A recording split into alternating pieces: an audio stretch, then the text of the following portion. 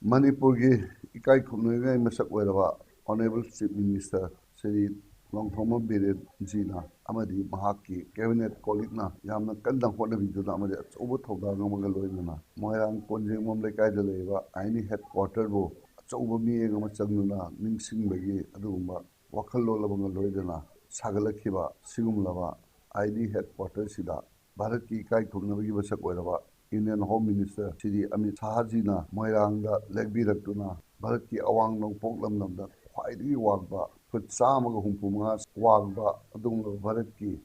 machu ahumgi phiran singkhatpagi thauramsida Manipurda leibiriba praja khudibangna amadi maruoina Moirang kendra leibiriba praja khudingmakpu aina Moirang kendagi mute ama oina harauba nungaiba amadi udabaki tawibat khangma uchari Mingwena khudibak panjaba ngamdragasu Moiranggi ikai khumningai oiba isai jagoi kala sankritan tawiriba punamak amadi aikoigi salarikya DFA MOFA Polo Club Hangta kano kya king gi organization punamak maruoida ibidong thangjingi ingu phamnaiba loisang lei maningol seva mandol NCC gi group sing TDPO Bisempur district makhada leibiriba supervisor angwadi worker helper amadi medical gi staff sing loinana ZEO amadi school college sing headmaster headmistress sing punamak pusu ai maikeidegi harau nungaiba ga loinana ikai khumnu tawibal kangu chari aduna ngasi sigumlaba Moirang kendra leibiriba CSO sing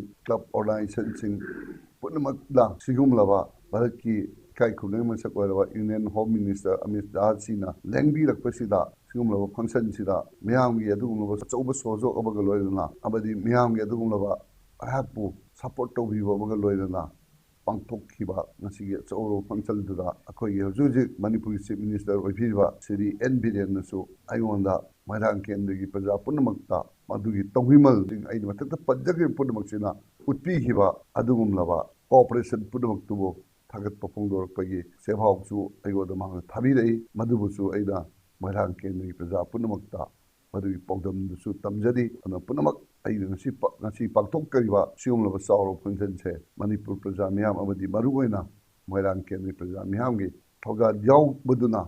sigumlaba chawba function se Mapung phaba ngamkhibani masigidauta aina Manipurgi praja sing maruoina Moirang kendagi praja section punamakpu aina harau nungaiba loinana madugi tawibal khangma uchari